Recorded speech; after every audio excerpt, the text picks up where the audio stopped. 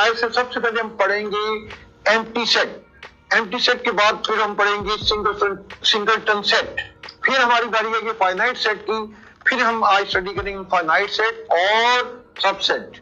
Right, आज की हमारी ये टॉपिक्स होंगे जो हम आज टाइप ऑफ सेट्स में पढ़ेंगे। ठीक है, वन बाय वन हम पढ़ते हैं। पहले हम चलते हैं एम्प्टी सेट की तरफ। एम्प्टी सेट क्या होता है? देखिए, एम्प्टी सेट ऐसा सेट जिसमें कोई एलिमेंट ही ना हो, भाई कोई एलिमेंट ही ना हो, खाली हो, जिसे आप कहते हैं empty, no element, no element. ठीक है, set having no element is called empty set. ठीक है, और याद रखें इट इज डिनोटेड बाय, ये डिनोट किया जाए या फाइव से या आप खाली ब्रैकेट्स लिख दें। ठीक है, तो ये खाली सेट, ये एम्प्टी सेट कहलाता है। क्लियर है? और डियर स्टूडेंट्स, ये ग्रीक वर्ड है फाइव, फाइव को ये लिख दें या ये लिख दें, दोनों एम्प्टी सेट को शो करेंगे, इसे डिनोट किया जाता है। और empty set is also called null set, इसे नल सेट भी कहते हैं एम्प्टी सेट को। ये टर्मिनोलॉजी आपको पता होनी चाहिए। नल सेट भी एम्प्टी सेट को कहा जाता है और वाइड सेट भी कहते हैं, वाइड सेट भी कहा जाता है। डियर स्टूडेंट्स, अब हमारी बारी होती है सिंगलटन सेट के बारे में। तो सिंगलटन सेट क्या है? कहता है set having one element, only one element, ऐसा सेट जिसमें सिर्फ एक ही मेंबर हो, एक ही मेंबर हो, से हम सिंगलटन सेट, सिंगल वैसे भी सिंगल को वन को अकेले को कहा जाता है ना, तो सिंगलटन सेट ऐसा सेट जिसमें कि सिर्फ और सिर्फ आपने एक ही एलिमेंट होगा। फॉर एग्जांपल देखिए, हमारे पास एक सेट है ए जिसका सिर्फ एक ही एलिमेंट है।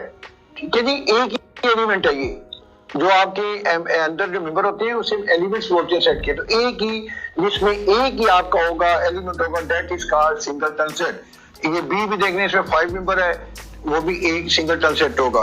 और एक चीज आपके पास हम पढ़ेंगे आज अभी फाइनाइट सेट के बारे में। फाइनाइट सेट क्या होता है? देखिए, फाइनाइट सेट जो तो ऐसा सेट जिसमें कि जो मेंबर्स होते हैं ना उसका एंड आ जाए, कम्स टू एंड, जैसे आप जिसमें फाइनाइट हो, गिने जाए मेंबर्स, उसकी एलिमेंट सेट की गिने जा सके। ठीक है, फॉर एग्जांपल आप देखिए, ये मेरे पास एक सेट है, ये देखिए 30 मेंबर्स हैं, इसके 30 एलिमेंट सेट के गिने जा रहे हैं, 30 है। ठीक है, ये गिने जा रही हैं, ये 25 है।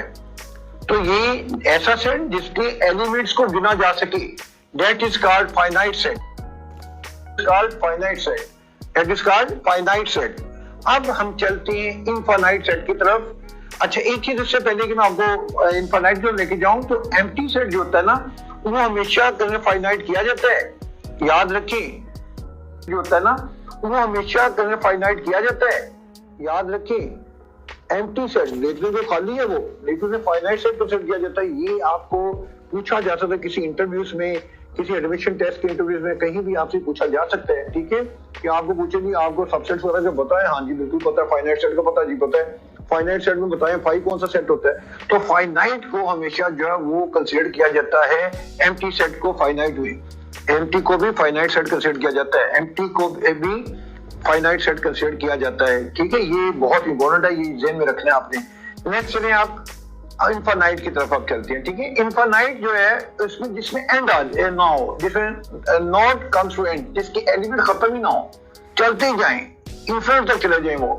ठीक है, जैसे फॉर एग्जांपल ये आपके पास है, तो चलते ही खत्म ही नहीं होते ही है। ठीक है, जब इसमें अगर आप इसमें देख लें टेबलर फॉर्म में देखना, तो देखो चलते ही जा रहे हैं, खत्म ही गिने नहीं जा सकते। तो ऐसा सेट जिसके एलिमेंट्स गिना ही ना जा सके उसे हम इनफाइनाइट कहेंगे, और जिसके गिने जाए उसे फाइनाइट कहेंगे। राइट, ये डिफरेंस दोनों में, कि जिसके एलिमेंट्स गिने जाएंगे, जिनके गिने जा सकते हो एलिमेंट्स, ठीक है, तो जो मेंबर्स है उसके सेट के वो गिने जा सकते हो, उसे हम फाइनाइट कहेंगे। और जिसके नहीं गिने जा सकते वो इनफाइनाइट, जैसे इन्फिनिट तक जा रहे हैं तो इनफाइनाइट सेट है। ठीक है, इनफाइनाइट सेट है। और मैंने आपको ये बताया है कि फाइव जो होता है नल सेट जो होता है, नल सेट जो होता है, फाइव जो होता है वो आपको फाइनाइट में कंसीडर किया जाता है, नल सेट को फाइनाइट में कंसीडर किया जाता है। ठीक है, नेक्स्ट चलते हैं जी, हम सबसेट के बारे में चलते हैं। ठीक है, सबसेट क्या होता है? ऐसा सेट, ए सेट ए आपको उस वक्त सबसेट कहलाएगा जब बी का, यानी ए जो है बी का सबसेट कहलाएगा अगर उसके तमाम एलिमेंट, ईच एलिमेंट जो है वो तमाम के तमाम ए के बी में भी हो, ए के बी में हो। ए जो है बी का सबसेट कहलाएगा अगर ए के तमाम एलिमेंट्स बी में मौजूद हो। फॉर एग्जांपल देखिए, अब इसमें लिखा जाएगा फिर ए सबसेट ऑफ बी, अगर ए के तमाम बी में होंगे तो ए सबसेट ऑफ बी होगा। जैसे फॉर एग्जांपल मैं ये एग्जांपल ले रहा हूँ जी, इसके लिए 4 2 4 6 एक बी सेट है जिसके 6 2 4 मैंने आपको बताया था पिछले वीडियोस में कि आपके जो सेट की जो ऑर्डर है एलिमेंट्स का वो इम्पोर्टेंट नहीं है, वो इम्पोर्टेंट नहीं है, सेम सेट कहलाते हैं, ठीक है।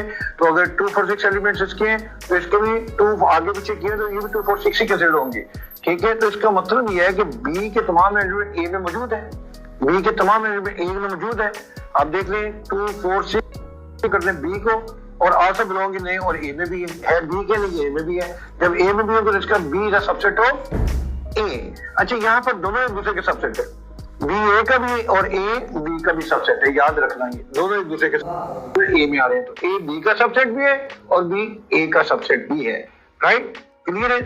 आगे चलते हैं डियर स्टूडेंट्स, हमारे पास याद रखें कि every set is subset of itself. Her set अपना आपका जो है वो सबसेट होता है। तमाम सेट जो होती हैं, मतलब ए मेरे पास कोई सेट है, मैं कहता हूँ 1 2 तो ए सबसेट ऑफ ए होगा, लाजमी होगा, ठीक है।